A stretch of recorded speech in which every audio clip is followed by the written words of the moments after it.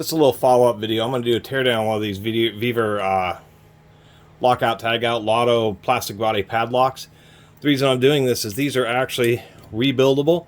Forgot to mention that they are key retaining, which means that when it's open, you can't turn or remove the key unless it's actually locked.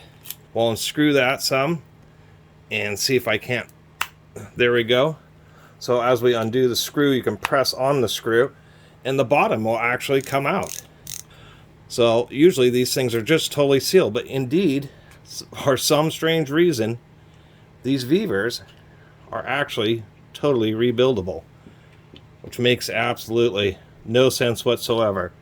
There's a little nut that this screw screws into.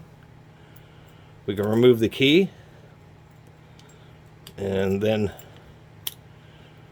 the little lock core itself can just be pushed out like that. And I can pull it out, but there's just a cast zinc cam and then the two bearing balls, the zinc. So the one that I did destroy, you can actually totally disassemble the lock core. Fortunately, the one I destroyed did not have very good bitting. Bitting is the variation of quote-unquote the pins. These are a type of wafer lock, which are notoriously poor quality.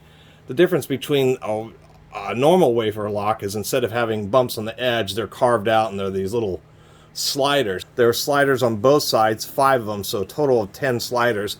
Now, as far as taking these apart, what happens is there's a little recess in each of these lumps, so that each little wafer has a little finger that sinks into there, and that's what provides the locking action. There's action, so when you put in the key, it aligns all the different wafers, and we'll see the little fingers vary. There's actually an 11th wafer that's really tucked right down in there. It's kind of hard to access. There you go. You can just see the little piece of brass right there. Really weak spring on it. Actually, it's such a small gap that I had to use a pin. So anyway, you can just push that 11th wafer down. I don't want this to fly apart since things will be flying both directions. And so there's the little cutouts of the wafers sit. This one right here, that is the retention wafer. I realize the rest won't pop out because I still have the key in it.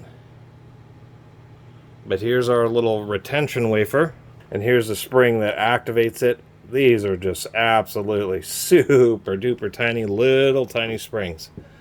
About the best way to describe it. So all the wafers are actually just sticking out one side. Some of these, the wafers will stick out both sides, but I guess it should have been obvious because all the spring holes are on one side.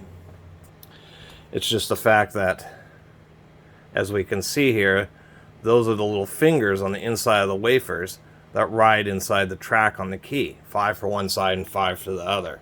A set of these wafers, you can see there's the fingers, and what is different, actually these appear to be the same on that side. There we go, there's one position.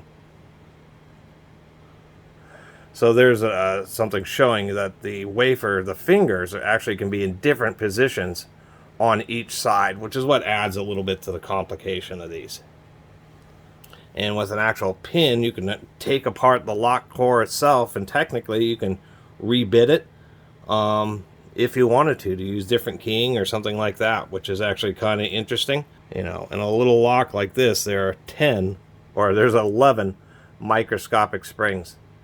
But surprisingly enough, there's actually a lot of molding and different machine work, castings in each one of these little locks. It's really kind of surprising. It's unexpected for something you think just be a cheap Chinese product. See you next time.